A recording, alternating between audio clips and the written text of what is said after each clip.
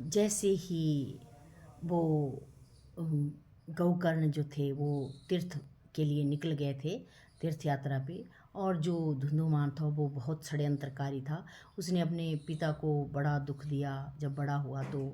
और पिता जो थे वो वन को चले गए तपस्या करने के लिए।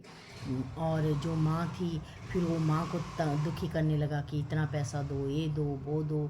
और माँ को भी बाद में कुएं में छलांग लगा के मरना पड़ा। और फिर उसने बहुत सारी वेश्याएँ रखी और उनके साथ रहता था, मदिरा का पान करता, मतलब बहुत ही कुकर्मी था, गलत गलत कार्य करता था। और उन वेश्याओं ने एक दिन उसके बिस्तर से उसको बांध दिया, उसके पलंग पे बांध दिया। और उसको जो है वो उसके मुंह में जो है वो आग के अंगारे डाले। इस प्रकार से धुंधुमान की मृत्यु हो गई। जब गोकर्ण तीर्थ से आए तो उनको पता चला कि ऐसा ऐसा यहाँ पे हो गया। तो उनको सपने में धुंधुकारी आए और रात को बहुत शोर शराबा करे। इस प्रकार से गौकर्ण ने भी जो है वो श्रीमद् भागवत की कथा करवाई।